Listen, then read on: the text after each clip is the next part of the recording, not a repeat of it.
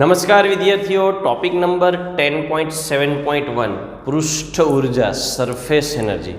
પૃષ્ઠ એટલે સપાટી. બહુ સિમ્પલ વાત છે, પણ વર્ણન માત્ર વાંચીએ તો આપણને થોડી તકલીફ પડે. એક ઉદાહરણ દ્વારા જોઈએ. આ એક પાત્ર છે, એમાં તરલ ભરેલું છે. એ તરલમાંના 3 કણો ધ્યાનમાં લઈએ.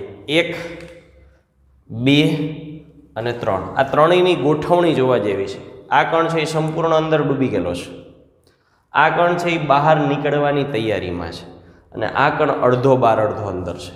હવે ત્રણેયને હું દોરું તો ટેક્સ્ટબુકે સીધું આવી રીતે દોર્યું છે.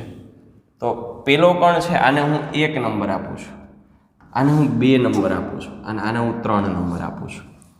તો અહીંયા આ ત્રણેય કણોને દોરીએ તો એના પર કેટલા કણો બળ લગાડે છે એની વાત કરી. આ 3 કણો. ચાલો, આ કણો છે, આ કણ છે એની આજુબાજુ બીજા કેટલાય કણ, બધે તરલ છે. આ તરલનું જ કણ છે. તરલમાંનું એક કણ આપણે પસંદ કર્યું એટલે એનો કલર બદલાવ્યો છે.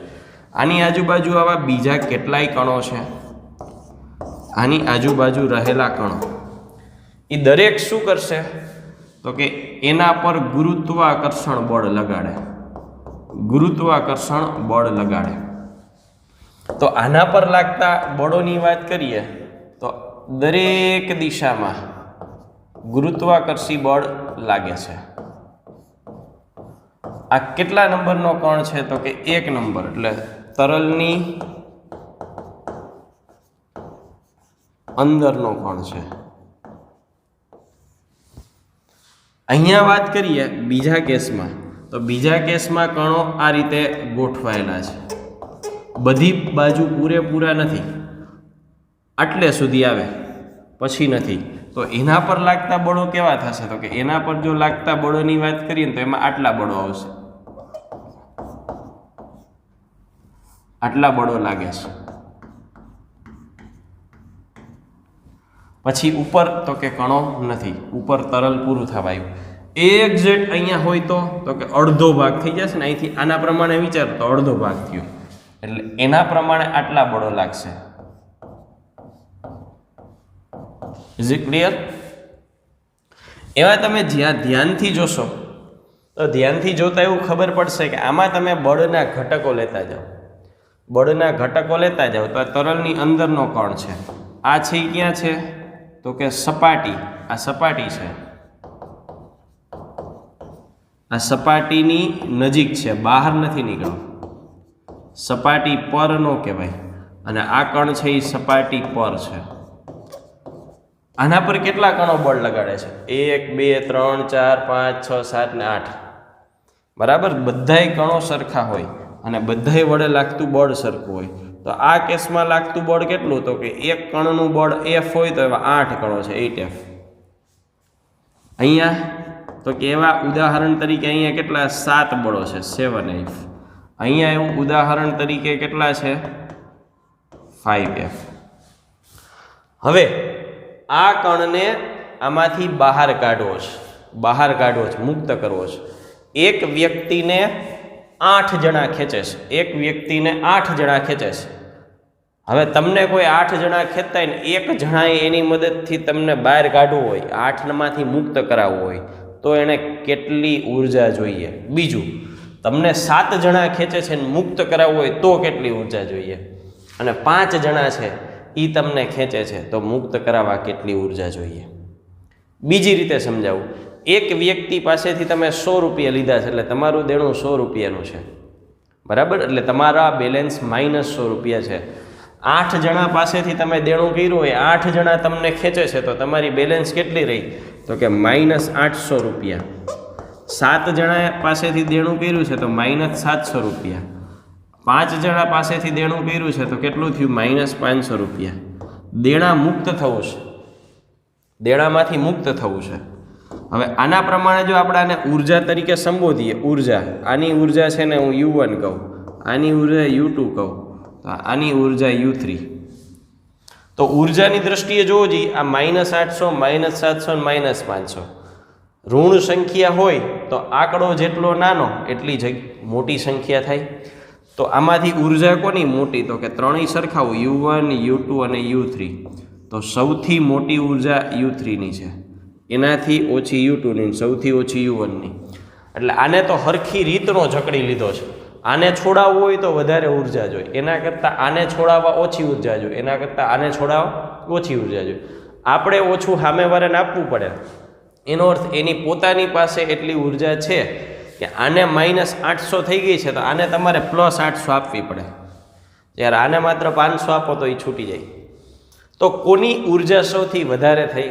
તો કે જે સપાટી પર, એક્ઝેક્ટ સપાટી પર છે એની ઉર્જા સૌથી વધારે થઈ. સપાટીથી જેમ જેમ નીચે જતા જાઓ, આનો અર્થ શું થયો? જેમ જેમ નીચે જતા જાઓ છો એમ એમ ઉર્જા U શું થાય છે? તો કે U છે એ ઘટે છે. જેમ જેમ નીચે જાય ઉર્જા ઘટે. તો અહીંયા સૌથી ઉર્જા કેવી હોય? તો કે અહીંયા ઉર્જા છે એ સૌથી મહત્તમ, વધુ હોય. અને અહીંયા નીચેના વિસ્તારમાં ઉર્જા છે એ સૌથી ઓછી હોય. તો આ થઈ પૃષ્ઠ ઉર્જા, પૃષ્ઠ તાણના સંદર્ભમાં પૃષ્ઠ ઉર્જા. હવે પૃષ્ઠ ઉર્જા અહીંયા કયા સંદર્ભમાં વ્યાખ્યાયિત કરવાની છે? તો કે અહીંયા ઘણા બધા કણો આવેલા છે. આ ઘણા બધા કણો આવેલા છે તો અહીંયા જેટલા કણો છે એ બધાય પાસે કંઈક ઉર્જા છે. આ જે સપાટી છે મુક્ત સપાટી, એ મુક્ત સપાટીને કહેવાય પૃષ્ઠ. મુક્ત સપાટીને કહેવાય પૃષ્ઠ. એ પૃષ્ઠમાં આવેલા કણોને અનુરૂપ જે ઉર્જા છે એને કહેવામાં આવે છે પૃષ્ઠ ઉર્જા. એટલે 3 કિસ્સાની વાત થઈ. સપાટીની પર હોય એની ઉર્જા સૌથી વધુ, જેમ જેમ નીચે જતા જશો એમ એમ ઉર્જા ઘટતી જશે. હવે આની સાથે બીજી ખાસિયત શું જોડાયેલી છે? તો કે અહીંયા મેં U લખ્યું. U એટલે શું કહીએ છીએ આપણે? સ્થિતિ ઉર્જા. સૌથી વધુ સ્થિતિ ઉર્જા છે એ ઉપરના સ્તરમાં છે અને સૌથી ઓછી છે એ નીચે છે. કોઈ પણ કણની સ્થિતિ, કણને કેવી સ્થિતિ, કોઈ પણ પદાર્થને કેવી સ્થિતિ અનુકૂળ આવે? તો કે લઘુત્તમ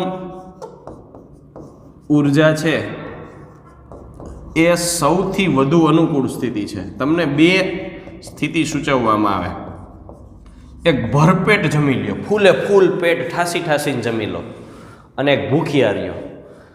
2ની સરખામણીમાં ફૂલે ફૂલ પેટ ઠાસીને જમી લ્યો અને સાવ ન જમો, તો બેયમાં સારી અથવા અનુકૂળ સ્થિતિ શું હશે? ખાલી પેટ હશે. ખાલી પેટે થોડીક એનર્જી ઓછી ફીલ થાય પણ તકલીફ નહીં પડે. વધારે પડતું જમાઈ ગયું હશે તો ઊભા થવાનું મન જ નહીં થાય, એક જગ્યાએ બેસી જવાનું, ક્યાંય ટેકો મળે તો સૂઈ જવાનું મન થશે, કામ કરવાની ઈચ્છા જ નહીં થાય. જ્યારે ખાલી પેટ હશે ને તો કામ કરવાની થોડી ઈચ્છા તો રહેશે. એમ કણની સ્થિતિ, કણની અનુકૂળ સ્થિતિ શું છે? તો કે ઓછામાં ઓછી ઉર્જા હોય એવું. એનો અર્થ મોટા ભાગના કણો છે એ ક્યાં હોય? તો કે ઓછી ઉર્જાવાળી સ્થિતિ. ઓછી ઉર્જાવાળી સ્થિતિ એટલે ક્યાં? તરલની અંદર રહેવાનું વલણ ધરાવે. એટલે કણની સંખ્યા પ્રમાણે વાત કરીએ તો કણની સંખ્યા અહીંયા ઓછી હોય. જેમ જેમ નીચે જતા જશો એમ એમ કણની સંખ્યા શું થશે? વધતી જશે. આ બાબત દર્શાવવા માટે ટેક્સ્ટ બુકે શું કર્યું છે? તો કે કાંઈ નહીં, કે આને Z અક્ષ કહી દો. ધન Z અક્ષ તરફ જઈએ તો કણની સંખ્યા ઓછી થતી જાય અને ઉર્જા શું થતી જશે? વધતી જશે. ઉર્જા વધે અને સંખ્યા ઘટે. આ જે સ્થિતિ છે જ્યાંથી તરલ પૂરું થાય છે એને Z = 0 કયો, તો ઋણ Z તરફ જાઓ તો સંખ્યા વધે અને ઉર્જા શું થાય છે? ઘટે. તો પૃષ્ઠ ઉર્જાની આ થઈ વાત. અહીંયા આપણે પૃષ્ઠ ઉર્જા પૂર્ણ કરીએ છીએ. Thank you.